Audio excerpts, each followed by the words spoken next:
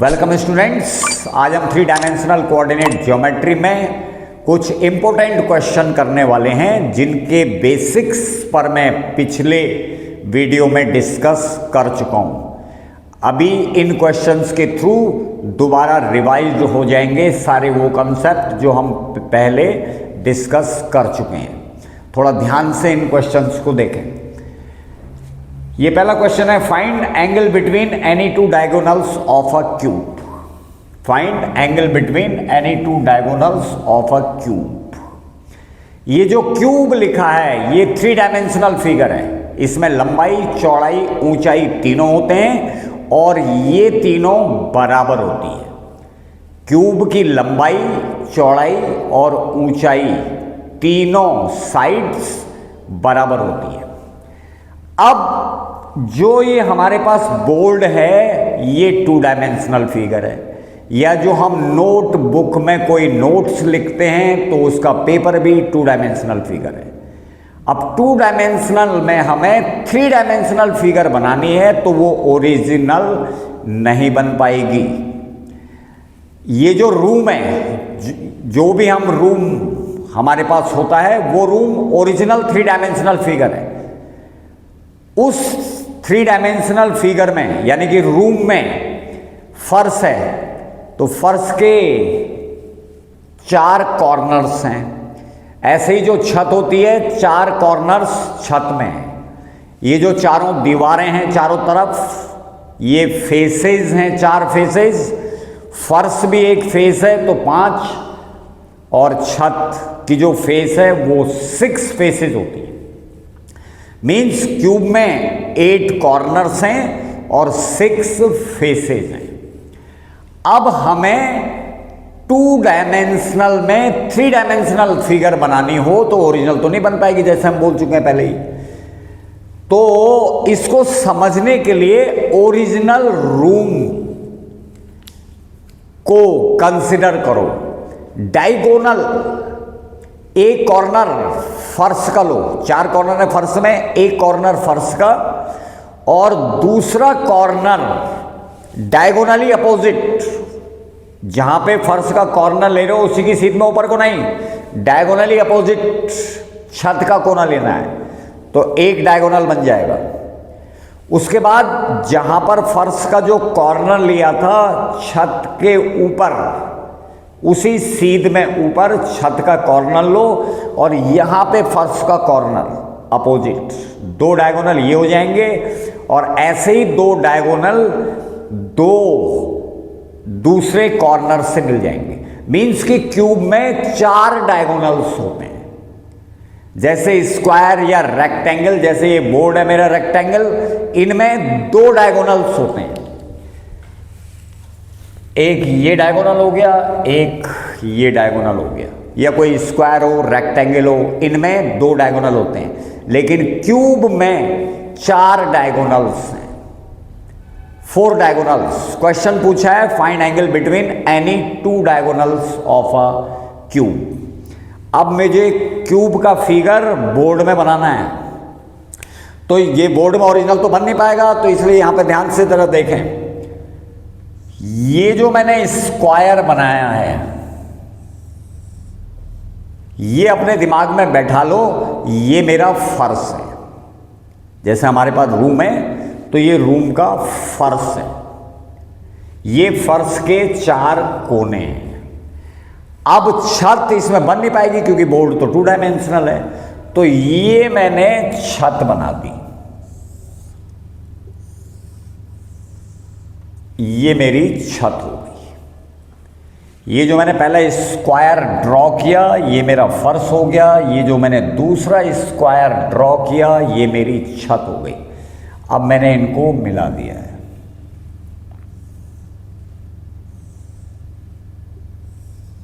तो ये फिगर हो गई मेरी क्यूब। ये क्यूबिक फिगर है और क्यूबिक फिगर में लंबाई, चौड़ाई, ऊंचाई बराबर होती है। थ्री डायमेंशनल कोऑर्डिनेट ज्योमेट्री को पढ़ने के लिए या टू डायमेंशनल कोऑर्डिनेट ज्योमेट्री को पढ़ने के लिए सबसे पहला काम होता है हमें एक रेफरेंस पॉइंट लेना होता है जिसको हम ओरिजिन बोलते हैं। ओरिजिन ये 3 डायमेंशनल में ऐसा पॉइंट होगा जहां से 3 म्यूचुअली परपेंडिकुलर लाइंस जा रही हों, या ऐसा बोल सकते हैं ऐसा पॉइंट जहां पर 3 म्यूचुअली परपेंडिकुलर लाइंस इंटरसेक्ट कर रही हों, उस पॉइंट को बोलते हैं ओरिजिन। अब रूम में पहले समझ लो, किसी भी कॉर्नर को, ये कोई नियम नहीं है, छत का कोई कॉर्नर ले लो या फर्श का कोई कॉर्नर ले लो, कोई एक कॉर्नर वो हमारा ओरिजिन हो जाएगा। मैंने फर्श का एक कॉर्नर ले लिया एज ओरिजिन, तो लेंथ की डायरेक्शन में जो मेरी एक्सिस है उसको मैं बोलूंगा एक्स एक्सिस। विड्थ की डायरेक्शन में, चौड़ाई की डायरेक्शन में जो मेरी लाइन बनेगी वही ओरिजिन से जाने वाली, म्यूचुअली परपेंडिकुलर होनी चाहिए ये, तो चौड़ाई की डायरेक्शन में जो लाइन जाएगी वो मेरी वाई एक्सिस, और ऊंचाई की लाइन में, ऊंचाई की डायरेक्शन में जो लाइन जाएगी वो जेड एक्सिस। तीनों एक्सिस म्यूचुअली परपेंडिकुलर होने चाहिए, चाहे रूम के फर्श का लो या छत का कॉर्नर ले लो। लंबाई की दिशा में एक्स एक्सिस, चौड़ाई की दिशा में वाई एक्सिस और ऊंचाई की दिशा में जेड एक्सिस। ये यहां पर बोर्ड 2 डायमेंशनल है, तो यहां पर थोड़ा सा देखने में ध्यान से देखना है। मैंने ये बोला था कि ये छत है, मैं लिख देता हूं यहां पे छत, और वो जो पहले वाला स्क्वायर खींचा था वो मेरा फर्श है। अब सबसे पहले मेरा काम है मुझे ओरिजिन लेना है, तो मैंने यहां पर ये ओरिजिन पॉइंट ले लिया। समझ लो मैंने छत का एक कोना ओरिजिन के तौर पे ले लिया, तो ये मेरा ओरिजिन हो गया ओ। अब ये लेंथ की डायरेक्शन में मेरी एक्सिस ले ली, एक्स एक्सिस। ये चौड़ाई की डायरेक्शन में, ये ध्यान रखें क्योंकि ये ओरिजिनल 3 डायमेंशनल फिगर बोर्ड में या नोटबुक के पेपर में नहीं बन पाएगी। ये मेरी वाई एक्सिस है, इसलिए दिमाग में ओरिजिनल रूम को कंसिडर करो। मैंने कोई एक कॉर्नर, ये कोई नियम नहीं होता कि फर्श में लेना है या छत में लेना है, कहीं पर भी एक कोना ले लिया और लंबाई, चौड़ाई, ऊंचाई की डायरेक्शन में वहां पे ओरिजिनल दिखेगा क्योंकि वो ओरिजिनल फिगर है। 3 एक्सिस बना देनी है, तो ये मेरी एक्स एक्सिस है लेंथ की डायरेक्शन में, ये वाई एक्सिस है विड्थ की डायरेक्शन में, और ये जेड एक्सिस है हाइट की डायरेक्शन में। ये मेरा origin, X axis, Y axis, Z axis. Remember that these 3 axis are mutually perpendicular. अब क्यूब में लंबाई, चौड़ाई, ऊंचाई तीनों बराबर होती है, तो सबसे पहला काम ओरिजिन के कोऑर्डिनेट 0 0 0, क्योंकि ये रेफरेंस पॉइंट है, यही से मेजरमेंट होगा, इसलिए इसको ओरिजिन या रेफरेंस पॉइंट बोलते हैं। अब ये लेंथ है मेरी, इनको मैं नोट कर देता हूं, पॉइंट ए, इधर मैंने ये कर दिया बी, इधर सी। तो अब मुझे ओरिजिन से ए तक पहुंचना है। क्यूब में क्योंकि लंबाई, चौड़ाई, ऊंचाई तीनों बराबर होती हैं, तो मैंने इसकी मान ली ए।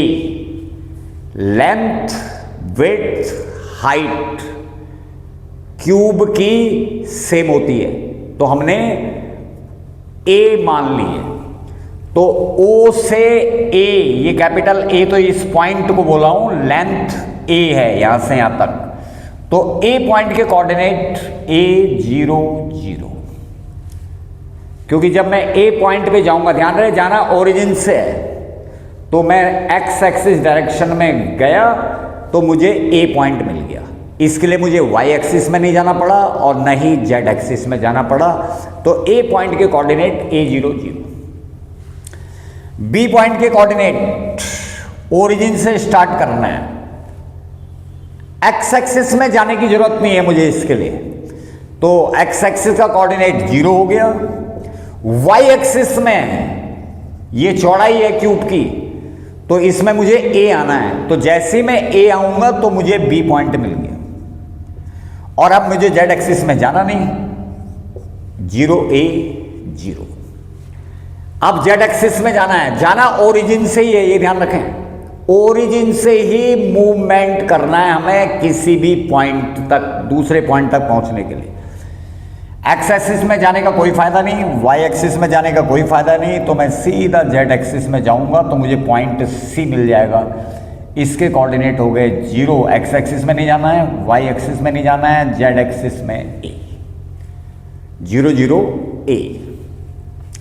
अब बाकी पॉइंट्स को भी यहां पे लिख लेते हैं।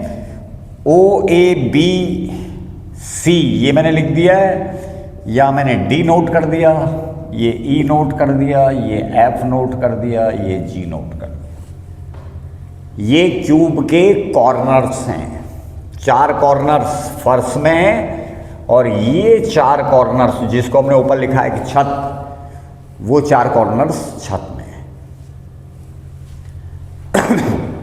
सॉरी।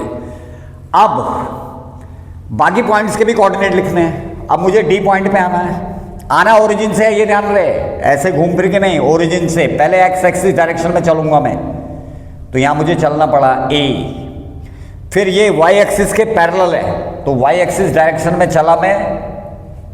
दूरियां हर जगह ए हैं, यहां पर फिगर में छोटी बड़ी दिख रही हो, लेकिन वो छोटी बड़ी नहीं है, सब ए है, क्योंकि ये ओरिजिनल फिगर नहीं बन पा रहे हैं। 2D में 3D फिगर ओरिजिनल नहीं बन पाएंगे। तो ये ए, एक्स एक्सिस में हमने मूव किया ए, फिर वाई एक्सिस के पैरेलल है क्योंकि ए डी, तो यहां भी ए। अब मुझे ए पॉइंट मिल चुका है डी, तो इसके कोऑर्डिनेट हो गए ए 0। अब मुझे ई पॉइंट का कोऑर्डिनेट लेना है, फिर मैं ओरिजिन पे पहुंचा, मुझे जाना है ई पे, तो एक्स एक्सिस में जाने का कोई फायदा नहीं है, क्योंकि एक्स एक्सिस में जाने के लिए तो मैं यूं चले जाऊंगा, तो फिर मैं यहां नहीं आ पाऊंगा। ऐसे घूम के नहीं आना कि कहीं से भी, रास्ते ध्यान रखें, एक्स एक्सिस, वाई एक्सिस और जेड एक्सिस या इनके पैरेलल। अब मुझे ई पॉइंट पे पहुंचना है, तो एक्स एक्सिस में जाने का कोई फायदा नहीं, फिर मैं वाई एक्सिस में आया ए, और फिर मैं जेड एक्सिस के पैरेलल। जो मूवमेंट होगा ओरिजिन से, या तो एक्सेस के अलोंग होगा या एक्सेस के पैरेलल, ये पॉइंट भी ध्यान में रखना है। ई पॉइंट पे पहुंचने के लिए एक्स एक्सिस में चलना नहीं, इधर ए, ये भी ए, तो ई पॉइंट के कोऑर्डिनेट, एक्स एक्सिस में जाना नहीं था इसलिए 0 A। अब मुझे एफ पॉइंट पे जाना है, ओ से फिर स्टार्ट करना है। एक्स एक्सिस डायरेक्शन में गया मैं ए तक, ये ओरिजिनल 3D नहीं है तो इसलिए कंफ्यूज ना करें। फिर वाई एक्सिस के पैरेलल आया मैं यहां पर, और अब मैं जेड एक्सिस में भी जा रहा हूं ऊपर एफ, तो इसके कोऑर्डिनेट ए। एक और कोऑर्डिनेट रह गया जी, ओरिजिन पे बैक ए। अब अगर मैं वाई एक्सिस के पैरेलल आ जाऊंगा तो फिर मैं जी पे नहीं पहुंच पाऊंगा, तो ए, उसके बाद मुझे वाई एक्सिस में नहीं जाना है, फिर जेड एक्सिस में के पैरेलल जाएंगे ये, तो ये मुझे जी पॉइंट मिल जाएगा। तो जी पॉइंट के कोऑर्डिनेट हो गए ए, एक्स एक्सिस में चलना था, वाई में नहीं आना है, 0 और ए 0 A। ये कोऑर्डिनेट्स हो गए सभी कॉर्नर्स के। समझने के लिए मैंने पहले बोला था, ये मेरा फर्श है जो मैंने पहला स्क्वायर ड्रॉ किया, इसके ऊपर मैंने दूसरा स्क्वायर ड्रॉ किया, तो ये छत है रूम की। मैंने किसी एक कॉर्नर को, 8 कॉर्नर्स होंगे, उनमें से एक कॉर्नर को ओरिजिन मान लिया जहां से कि मैं मेजरमेंट लूंगा, तो ये ओरिजिन हो गया, ये एक्स एक्सिस, ये वाई एक्सिस, ये जेड एक्सिस। एक्सिस में भी कोई भ्रम नहीं करना है, किसी भी एक लाइन को एक्स एक्सिस माना जा सकता है, दूसरी को वाई एक्सिस और तीसरी को जेड एक्सिस। ध्यान रहे, ओरिजिन से जानी चाहिए और म्यूचुअली परपेंडिकुलर होनी चाहिए। बाकी कहीं पर भी ओरिजिन 8 कोने में से किसी भी एक कोने पे ओरिजिन मान सकते हो, और फिर उससे लंबाई, चौड़ाई, ऊंचाई की दिशा में 3 एक्सिस बन जाएंगी, म्यूचुअली परपेंडिकुलर। कोई एक्स्ट्रा लाइन नहीं खींचनी है, वो अलग होगी अगर कोई एक्स्ट्रा लाइन की कहीं पे बात हो रही होगी। तो ये मेरे कॉर्नर्स के कोऑर्डिनेट हो गए। अब डायगोनल रूम में, रूम क्योंकि ओरिजिनल है, फर्श का एक कोना लिया और छत का कोना उसी की सीध ऊपर वाला नहीं, डायगोनली अपोजिट छत का। फिर इधर का कोना लिया फर्श का, तो उधर ऐसे डायगोनल अपोजिट, 2 इधर और ऐसे 2 डायगोनल इधर से बन जाएंगे। तो ये 4 डायगोनल है। हमसे पूछ रहा है किन्हीं 2 डायगोनल्स के बीच का एंगल। एंगल बिटवीन 2 लाइंस, मैंने पिछले वीडियोस में एंगल बिटवीन 2 लाइंस के लिए आर्टिकल बनाया हुआ था। अभी रिवाइज हो रही हैं सब चीजें। ये कोऑर्डिनेट्स लिख दिए 8 कॉर्नर्स के। अब मैं डायगोनल, तो डायगोनल में मैंने जो बोला उसको ध्यान से ध्यान रखें। एक कॉर्नर फर्श का लूंगा मैं, तो ये जो मैंने पहला स्क्वायर बनाया हुआ है ये फर्श है, तो फर्श का एक कॉर्नर लिया मैंने बी, ये फर्श का कॉर्नर है। तो दूसरा कॉर्नर मुझे छत का लेना है, दूसरा फर्श का ही नहीं, फिर वो तो 2 डायमेंशनल, जैसे ये बोर्ड है ये बन जाएगा। एक कोना फर्श का, इसलिए मैंने जो पहला स्क्वायर जब ड्रॉ किया मैंने बोला ये फर्श है, और जो दूसरा स्क्वायर है ये छत है। तो एक कोना फर्श का, ये पॉइंट बी ले लिया मैंने, और एक कोना छत का। तो छत का कॉर्नर बिल्कुल डायगोनली अपोजिट लेना है, तो ये मेरा छत का कॉर्नर हो गया जी। तो एक मेरा डायगोनल हो गया बी जी, बी जी, ये डायगोनल हो गया। अब मैंने एक कॉर्नर ये छत का ले लिया, ओरिजिन छत का एक कॉर्नर है, और दूसरा ले रहा हूं मैं फर्श का। तो ये मेरी फर्श है, ये मेरी फर्श है, ये मेरी छत है। तो ओ ये छत का कॉर्नर है, एफ ये फर्श का कॉर्नर है। तो एक डायगोनल हो जाएगा मेरा ओ एफ। तो मुझे 2 ही डायगोनल चाहिए फिलहाल, अभी और हो जाएंगे। ये जैसे डी, ये फर्श का कोना हो गया। अब मुझे चाहिए छत का, तो छत का कोना ऊपर हो गया सी डी। नोट तो कर ही देते हैं सी डी, एक डायगोनल ये है, एक अभी और रह गया है। ये हमारा बन गया बी जी, एक कॉर्नर, और सी डी, एक कॉर्नर फर्श का लेना है, एक सी डी, एक बी जी सी डी, एक ओ एफ, एक और डायगोनल है। तो वो डायगोनल मेरा हो जाएगा बी जी, ये तो हो चुका है, ओ एफ ये भी हो चुका है, सी डी ये भी हो चुका है। अब एक ई, ये मेरा फर्श का कॉर्नर है, और ए छत का कॉर्नर है। तो ए ई, थोड़ा सा क्रम से लिख लूं, ए ई बी जी ओ एफ सी डी, ये 4 मेरे डायगोनल्स हैं। इस क्यूब में ए ई बी जी ओ एफ सी डी, ये 4 डायगोनल्स हैं। ओरिजिनलिटी रूम में समझ सकते हैं, फर्श का एक कोना, छत का दूसरा कोना, लेकिन फर्श के कोने के ऊपर वाला ही नहीं लेना है, डायगोनली जाना है अपोजिट। ऐसे ही फर्श का बिल्कुल दूसरा कोना यहाँ, तो छत का डायगोनली अपोजिट, ऐसे ही 2 इधर से बन जाएंगे। तो ये 4 डायगोनल्स हो गए।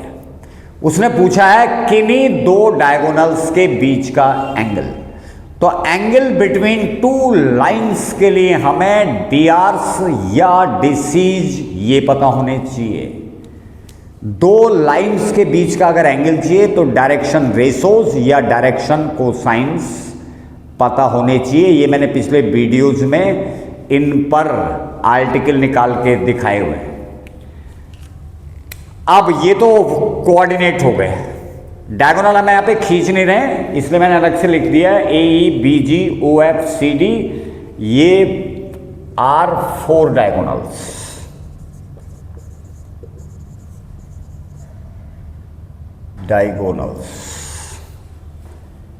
मैं दो जो मेरे काम के हैं फिलहाल वो ले लेता हूँ। ओ एफ एक ले लिया मैंने डॉट लाइन करके, ये एक डायगोनल है, एक बी जी ये मेरा डायगोनल है, ऐसे डॉट डॉट करके बी जी एक डायगोनल है। इन दो के बीच के एंगल हम निकाल लेंगे। एक मैंने ओ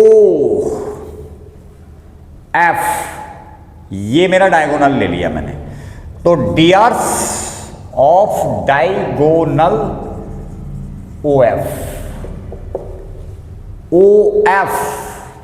चार डायगोनल है, एनी टू किन्हीं दो डायगोनल्स के बीच का एंगल चाहिए, तो D R's of diagonal O F ले लिया मैंने। तो अगर हमें किसी लाइन के दो एक्सट्रीमिटीज के कोऑर्डिनेट पता हो, माने एक के x1 y1 z1 दूसरे के x2 y2 z2, तो हम उस लाइन के डी आर्स निकाल सकते हैं, x2 minus x1 y2 minus y1 z2 minus z1। तो D R's of diagonal O F O 0 0 0 F A A A, तो D R's diagonal O F A minus 0 A minus 0 A minus 0। मैं hand to hand disease भी निकाल दे रहा हूं, तो DCs of diagonal O F, DCs of diagonal O F. DCs अगर हमें किसी लाइन के डी आर्स पता होते हैं, ये हो गए ए, अगर हमें किसी लाइन के डी आर्स पता होते हैं तो हम डिसीज निकाल सकते हैं। जैसे डायगोनल ओ एफ के डी आर्स ए हैं, तो इसके डिसीज जो हमारे हो गए, इसको सिंबॉलिकली मैंने L1 M1 N1 लिख दिया is equal to A upon under root A square plus A square plus A square. जो पहला लेक्चर हमने 3D को इंट्रोड्यूस किया था उसको देखें, तो डी आर्स और डिसीज अगर हमें किसी लाइन के डी आर्स पता हो तो हम उनको डिसीज में कन्वर्ट कर सकते हैं। माना A B C D R's है किसी लाइन के, यहां पर तो ए है, ए बी सी अगर डी आर्स हो तो डिसीज निकालने के लिए a upon under root A square plus b square plus c square, b upon under root A square plus b square plus c square, c upon under root A square plus b square plus c square. तो a upon under root A square plus A square plus A square, एक बार मैं लिख दे रहा हूं एक। दूसरा भी a upon under root same a square plus A square plus A square under root 3a square. तीसरा भी a upon under root 3a square. पहले वाले में मैंने पूरा लिखा है, ये डिनोमिनेटर में यही होने हैं तीनों जगह। तो अंडर रूट 3a स्क्वायर, ए बाहर आ जाएगा तो ए से ए कट गया, तो ये हो गए 1 upon root 3 1 upon root 3 1 upon root 3। DCs of diagonal O F 1 upon root 3 1 upon root 3 1 upon root 3। एक और डायगोनल ले लेते हैं, दूसरा जो डायगोनल हमने यहां पे नोट कर रखा है बीजी, तो डी आर्स ऑफ बीजी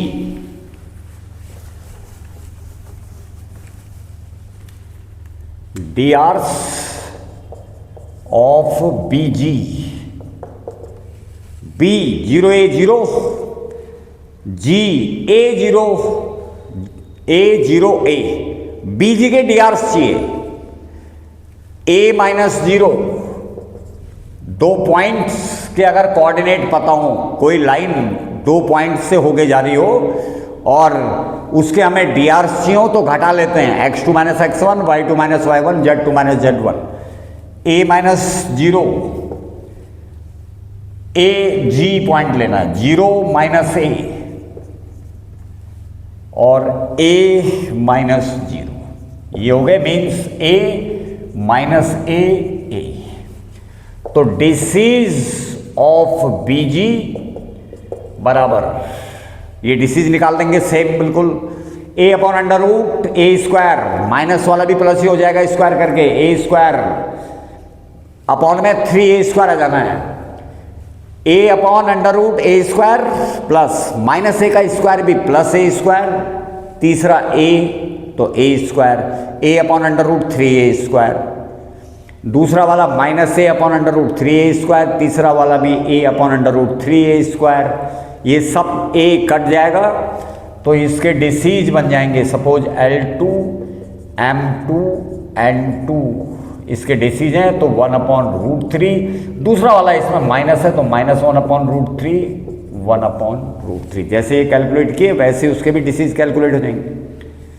अब एंगल बिटवीन टू लाइंस, अगर इन दोनों लाइंस के बीच का एंगल थीटा हो, एंगल बिटवीन टू लाइंस, तो एंगल बिटवीन टू लाइंस के लिए जो फॉर्मूला है वो हमने पिछले लेक्चर्स में डिराइव करके बताया था।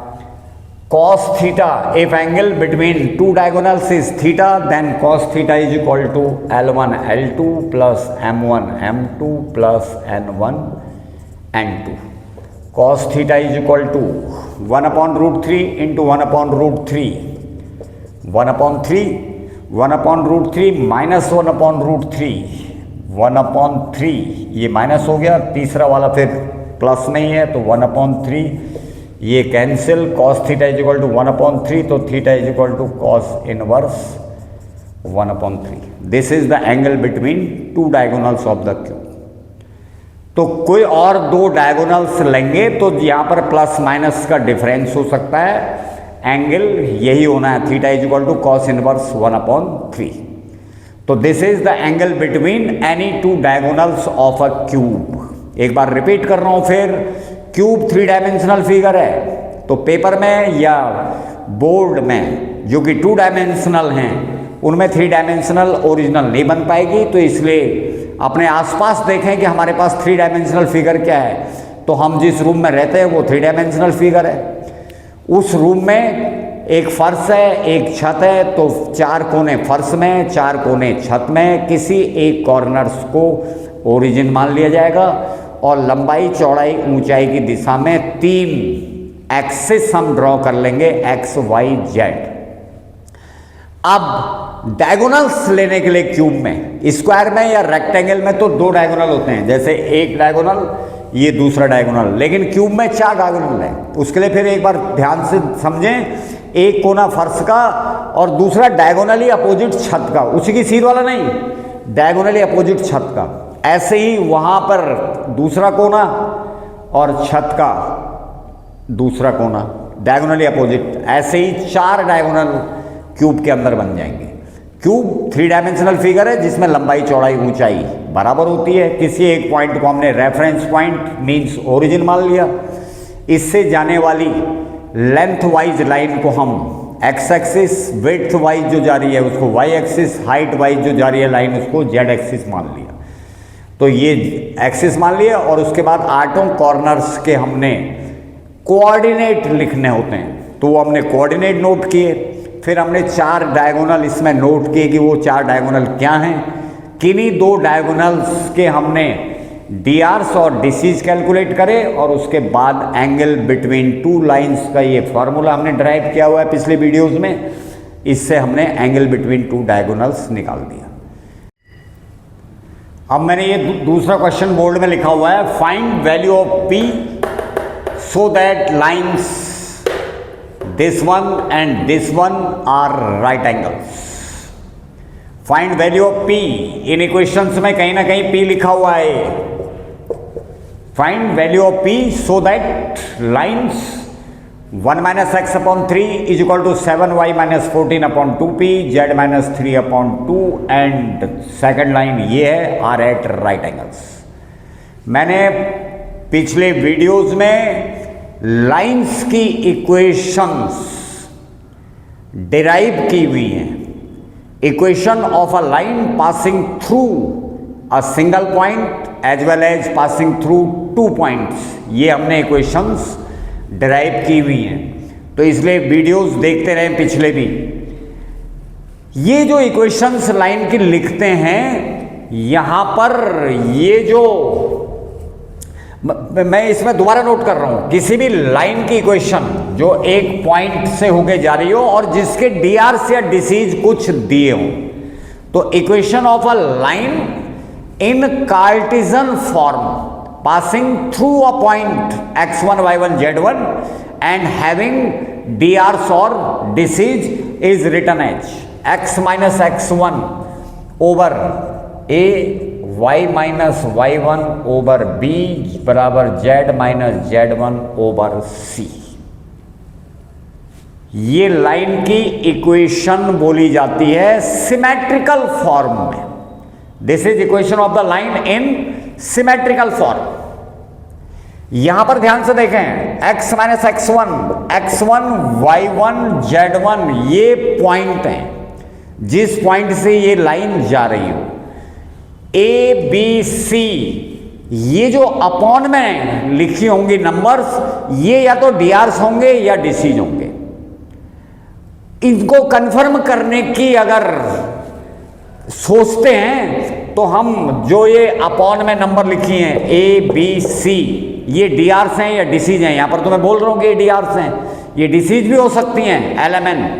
तो उसको कंफर्म करने के लिए स्क्वायर और ऐड कर लो इन तीनों को।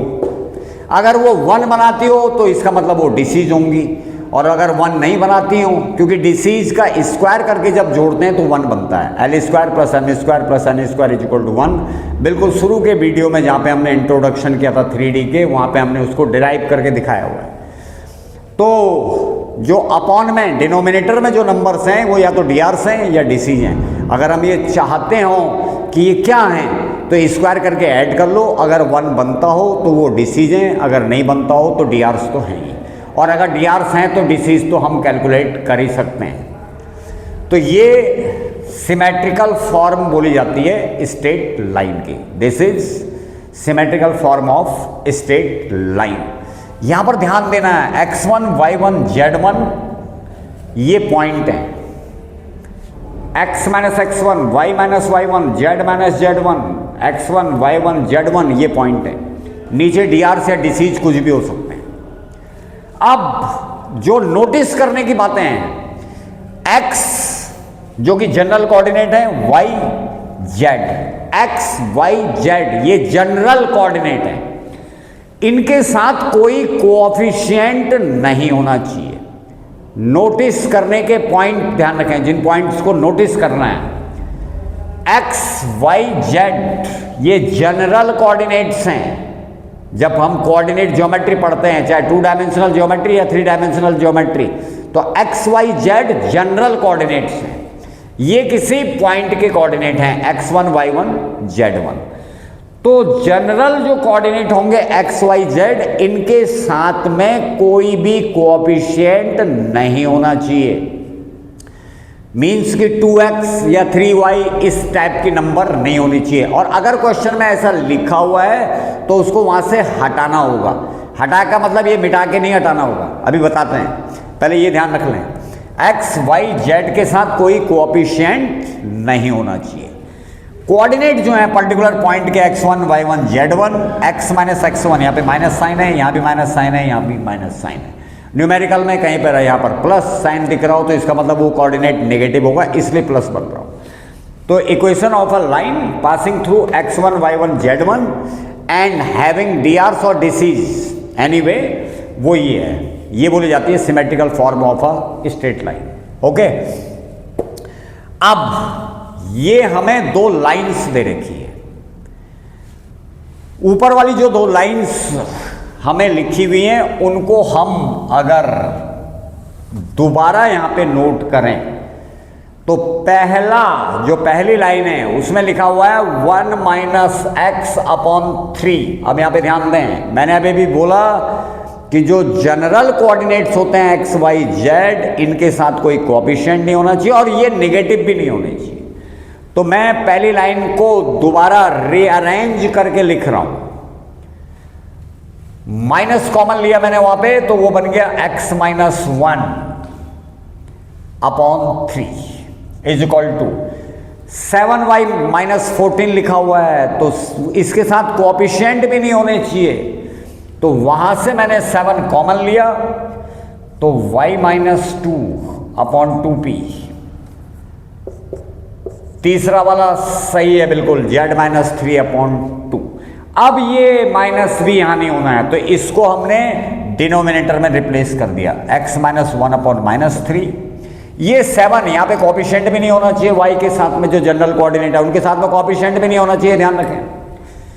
तो हमने इसको ऐसा लिख दिया y माइनस 2/2p/7। और तीसरा वाला जैसा हमें चाहिए वैसे ही है। सिमेट्रिकल फॉर्म जो स्ट्रेट लाइन की लिखते हैं, x माइनस x1/a बराबर y माइनस y1/b बराबर z माइनस z1/c। ये जो a b c है ये drs हैं, इनकी जगह पे डिसीज भी हो सकते हैं। वो अगर कंफर्म करना हो तो स्क्वायर करके ऐड कर लो, 1 आता है तो डिसीज हैं, 1 नहीं आता तो drs तो हैं। सॉरी। अब ये जैसे इक्वेशन दी थी, थोड़ी सी घुमाई थी उसने कि बेसिक बातें पता है या नहीं, तो general coordinate x y z के साथ ना तो कोई कोएफिशिएंट होना चाहिए और ये नेगेटिव में भी नहीं होने चाहिए। तो इसलिए मुझे जब पहला रेशो दिखा 1 माइनस एक्स, तो ये x नेगेटिव दिखा, तो इसलिए हमने यहाँ पे से माइनस कॉमन लिया, तो 1 ये x माइनस 1। अब यहाँ पे माइनस भी नहीं होना चाहिए, माइनस का मतलब वो -1 है, तो इसको डिनोमिनेटर में हमने शिफ्ट कर दिया। ये यहाँ पे 7y था तो 7 कॉमन लिया, y माइनस 2 बन गया, क्योंकि y के साथ ना कोएफिशिएंट होना चाहिए और साइन पॉजिटिव होना चाहिए, जो चिन्ह है वो पॉजिटिव होना चाहिए। तो हमने इस 7 को भी यहाँ रिप्लेस कर दिया। ये बिल्कुल ठीक लिखा था, हमें जैसा चाहिए। अब ये मेरी लाइन हो गई। यहां पर मुझे पता है कि स्क्वायर और ऐड करूंगा मैं अगर डिनोमिनेटर में नंबर को, तो ये 1 नहीं होने का, इट मीन्स ये drs हैं लाइन के। तो इसको मैं सिंबॉलिकली नोट कर लेता हूं, a1 ये मेरा b1 हो गया, c1 ये drs हो गए पहली लाइन के। अब मैंने दूसरी लाइन इसको करा 7 माइनस 7x, फिर वही माइनस जनरल कोऑर्डिनेट माइनस में भी है और साथ में कोएफिशिएंट भी है। तो मैंने ये जो दूसरी लाइन को मैं कर रहा हूं चेंज, ये फर्स्ट लाइन को चेंज करके लिखा हमने। अब ये दूसरी लाइन को चेंज करके लिख रहा हूं, -7 हमने इसमें कॉमन लिया, तो ये बना -7 कॉमन लिया हमने इसमें, तो पहले वाला हो जाएगा -1 और वो हो जाएगा +x, तो ये x माइनस 1/3p, ये बन गया x माइनस 1/3p। उसको भी हटाएंगे अभी। दूसरा सही है y माइनस 5/1। तीसरे में z में है कोऑर्डिनेट, जनरल कोऑर्डिनेट z में लिखा हुआ है -z, केवल वहां पे -1 हमने कॉमन लिया, तो ये बन गया z माइनस 6/5। अब ये यहां पे इससे हटाने हैं क्योंकि ऊपर हमें x minus x1 y minus y1 z minus z1 रूप में दिखना चाहिए। ये साइन अगर जनरल कोऑर्डिनेट के बाद जो पॉइंट है वो माइनस भी हो सकते हैं, तो वहां पे x+1 भी हो सकता था, मतलब इसका मतलब कोऑर्डिनेट हमारा -1 होगा। तो ये मेरा हो गया x minus 1/3p/-7, y minus 5/1, ये z माइनस 6/5/-1 मीन्स की -5। ये इसके drs हो गए a2 b2 c2। हमने पिछले वीडियोस में एंगल बिटवीन टू लाइंस और परपेंडिकुलरिटी और पैरेललिज्म के लिए कंडीशन लिखी हुई है। तो अगर दो लाइंस आपस में परपेंडिकुलर होती हैं तो उसके लिए कंडीशन ये होती है a1 a2 plus b1 b2 plus c1 c2 is equal to 0। या अगर डिसीज पता हो तो l1 l2 plus m1 m2 plus n1 n2 is equal to 0। If two lines are perpendicular then a1 a2 plus b1 b2 plus c1 c2 is equal to 0, where a1 b1 c1 a2 b2 c2 are drs of the lines. और अगर हमें DCs पता हो तो l1 l2 plus m1 m2 plus n1 n2 is equal to 0। तो यहाँ पर हमें ये दो लाइनें दे रखी है, पहले इन लाइनों को हमने सही प्रकार से रीअरेंज किया जो कि सिमेट्रिकल फॉर्म होती है लाइन की, और इससे हमें इनके डीआर्स अब दिख रहे हैं नीचे। तो if two lines are perpendicular then, if two lines are perpendicular then A1 A2 plus B1 B2 plus C1 C2 is equal to 0 implies that ये मेरा A1 है -3, A2 ये है -3p/7, 9p -3p/7, तो 9p माइनस माइनस प्लस हो गया upon 7। ये मेरा 2p/7 इंटू 1, तो प्लस 2p/7। ये मैं कर रहा हूं A1 A2 B1 B2 C1, ये 2 है C1, और C2 -5 है, तो ये हो गया -10 इज इक्वल टू 0। इसको सॉल्व करके P की वैल्यू निकाल सकते हैं। सिंपल कैलकुलेशन खुद करने की कोशिश करें।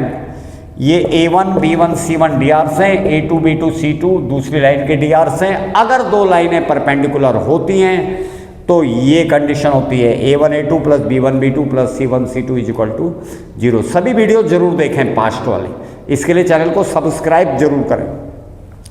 तो ये 9p/7 plus 2p/7 minus 10 is equal to 0। 11p/7 ये दोनों बन गए 11p/7 इज इक्वल टू 10, तो p is equal to 11p/7 is equal to 10, 11p is equal to 70/11, ये इसका आंसर हो गया। 9p/7 plus 2p/7 is equal to 10 means 11p/7 is equal to 10, 11p is equal to 70, p is equal to 70/11। तो इस lecture में इतना ही। Channel को subscribe जरूर करके रखें, जिससे कि आपके पास सभी वीडियोस पहुंचते रहेंगे। बहुत फ़ायदा होने वाला है, हमारे साथ जुड़े रहिए। Thank you very much.